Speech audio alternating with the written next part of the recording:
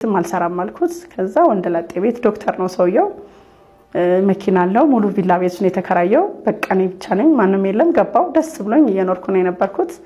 ቁጭ ብሎ ራት ከበላ በኋላ ነይ እስኪ አንዴ እፈልግሻለሁ አለኝ ማለት ነው። እሺ ብዬ ወደ ሳሎን መጥቼ ቁጭ አልኩ ከሱ ጋር። እንዴት ነበረ እስኪ ከቤተሰብ የመጣሽበት ምክንያት፣ እንደዚህ ሰው ቤት ልትገቢበት የቻልሽው ነገር ምንድነው አለኝ።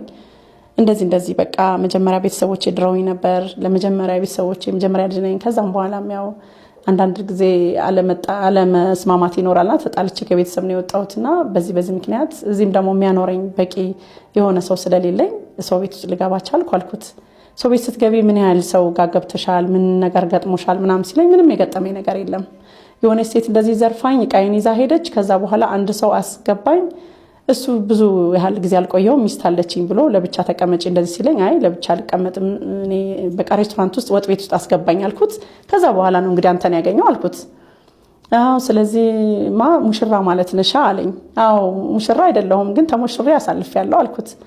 ይሄ ጥሩ አጋጣሚ ነው ለኔ። ስለዚህ ከዚህ በኋላ የትም ሰው ጋር አትሰሪም፣ እኔ ጋር ትሆኛለሽ አለኝ። እሺ ስለዚህ ከኔ ጋር ምልሽን ነገር በስነ ስርዓት ታደርጊያለሽ። ለማንም ሰው ድብቅ መሆን አለብሽ። ማንም ሰው ደግሞ እንዲያይሽ አልፈልግም።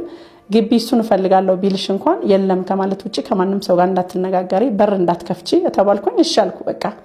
ከዛም በኋላ ያው ቀን ስራው የሚያስፈልገው ነገር ሰራለታለሁ። ጠዋት ነው ስራ የሚሄደው፣ ማታ ነው የሚመጣው። ጠዋት መኪናውን አጥቤ ቁርሱን አብልቼ ምን ብዬ፣ ማታ ደግሞ ሲመጣ ጫማውን አውልቄ ጫማውን ጠራርጌለት ምን ብሎ ከዛ ገላውን ታጥቦ ራት ከበላ በኋላ ነይ ምናምን ነገር ይለኛል። አብረን ትንሽ ነገር እናሳልፋለን። ከዛ በኋላ ወደ መኝታሽ ሂጂ በቃ ይለኛል። ከዛ ደግሞ ወደ መኝታ ሄጄ እተኛለሁ። እናም እኔ በቤት ሰራተኝነት እየኖርሽ እንደዚህ አደርግልሻለሁ እንደዚህ ሆንልሻለሁ አላለኝም። በቃ ለኔ ሙሽራ ነሽ፣ በቃ ለኔ ጥሩ ነው ማለት ነው። ይሄን ቃል ብቻ ነው በዚህ ሰዓት ማስታውሰው ማለት ነው በቃና ሁሌም ግን አምሮዬ ላይ የሚቀረጸው ይዞኝ ከተኛ በኋላ ሂጂና ተኝ ሲለኝ በቃ እሱ የፈለገው በቤት ሰራተኝነት ነው የገባው። በቤት ሰራተኝነት እንዳገለግለው ብቻ ነውና የቤት ሰራተኝነት የተመችቶት ይሆናል። ሌላ ነገር ግን አልተመቸውም። ምክንያቱም የተማረ ነው፣ የተማረች ሴት ይፈልጋል። ያንን ነው እኔ የማስበው በጭንቅላቴ ማለት ነው። በቤት ሰራተኝነት ከቀጠለሽ ዶክተር ጋር ለምን ያህል ጊዜ ቆያችሁ? 1-2 ዓመት ይሆናል እውነት ለመናገር።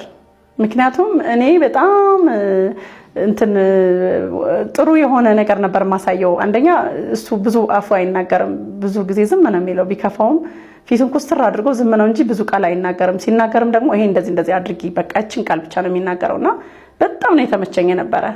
ብዙም ስለማይናገረኝ ብዙም በቃ ስለማያጨናንቀኝ ደግሞ እንደ ቤት ሰራተኛ አይደለሁም። በጣም ነው ጽድት ብዬ ምናምን ነው የሚፈልገው። ንጹህ ሁኚ፣ ጫማዎቼን የሱ ጫማ ከጠረኩኝ የኔም ጫማዎች ተጠርገው ንጹህ ልብስ ለብሼ ንጹህ ነገር ሆኜ እንደዛ ነው የሚፈልገው እውነት ለመናገር ማለት ነው። በህይወቴ ልረሳው ማልችል ነገር እዚህ ጋር ብብቱ ጋር የሚቀባው ነገር ነበርና እሱን ሳይቀር በመተኛ ሰዓት ይሄ ንጹህ እንዲሆን ነው ምናምን ነገር ብሎ እንደዚህ የሚፈገፈግ ነገር እሱን እንደዛ ሳደርግ ምናምን ይሄ መልካምነቱ ነው ብዬ ነው ማስበውና ከዛን ሰዓት ጀምሮ ነው ለወንዶች መልካም ነገር ሊኖረኝ ሁሌም አረሳውም እሱን ዶክተር እውነት ለመናገር። እና በዛ መሀል ጥንቃቄ ስለምታደርጉ ነው ወይስ እርግዝና አልተፈጠረም?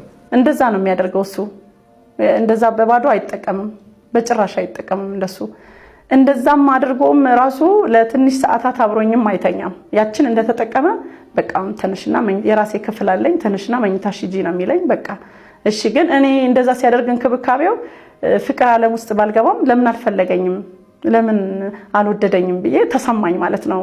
ምክንያቱም ለምንድን ነው ምን ጎድሎበት ነው? ወይም ለነገሩ እኔ ስላልተማርኩ ነው ወይም ደግሞ በቤተሰብ ስላላገኘኝ ነው ወይም በቤት ሰራተኝነት ስላገኘኝ ነው ብዬ የበታችኝነት ስሜት ተሰማኝ ማለት ነው በቃ።